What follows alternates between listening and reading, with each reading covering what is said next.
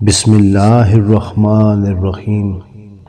شروع کرتا ہوں اللہ تعالیٰ کے بابرکت نام سے جو بڑا مہربان نہایت رحم کرنے والا ہے۔ پیش خدمت ہے محرم الحرام کے حوالے سے خصوصی ویڈیو۔ 10 محرم الحرام کے حوالے سے 3 اہم ترین کام۔ نمبر 1، توبہ و استغفار کا اہتمام۔ نبی کریم صلی اللہ علیہ وآلہ وسلم کا ارشاد ہے، محرم اللہ کا مہینہ ہے، اس میں ایک دن 10 محرم الحرام ایسا آتا ہے جس میں اللہ تعالیٰ نے ایک قوم یعنی بنی اسرائیل کی توبہ قبول فرمائی تھی، اور اس دن اللہ تعالیٰ دوسری قوموں کی توبہ بھی قبول فرمائے گا۔ نمبر 2، روزہ رکھنا۔ نبی اکرم صلی اللہ علیہ وآلہ وسلم نے ارشاد فرمایا، میں اللہ تعالیٰ سے امید رکھتا ہوں کہ وہ یوم عاشوراء یعنی 10 محرم الحرام کے روزے کو گزشتہ سال کے گناہوں کا کفارہ بنا دے گا۔ نمبر 3، اہل و عیال پر فراخی سے خرچ کرنا۔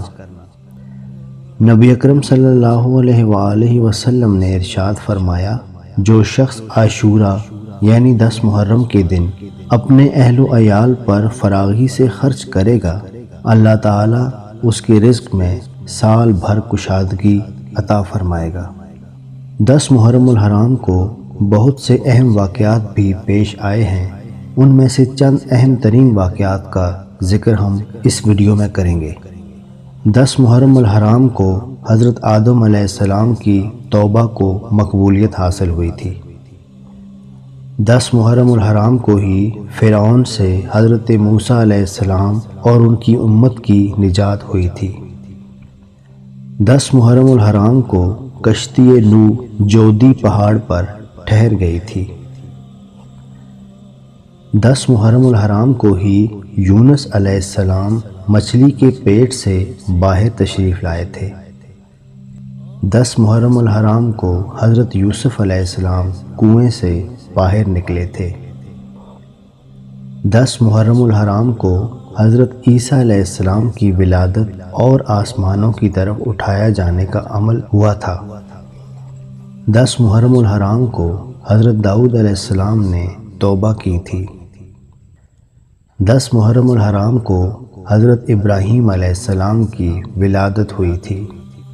10 محرم الحرام کو حضرت یعقوب علیہ السلام کی بینائی لوٹ آئی تھی۔ 10 محرم الحرام کو حضرت آدم علیہ السلام کو نبوت کے لیے منتخب کیا گیا تھا۔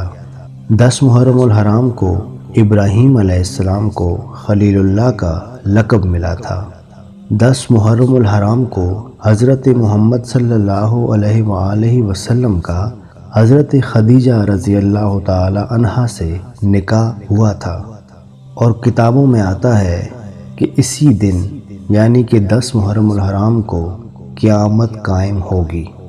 اور آخر میں ہم یہ بتاتے چلیں کہ اسی دن یعنی کہ 10 محرم الحرام کو حضرت امام حسین نے یزید کے خلاف علم جہاد بلند کیا تھا، جس کے نتیجے میں ان کو اپنے اہل و عیال کے ساتھ شہید کر دیا گیا تھا۔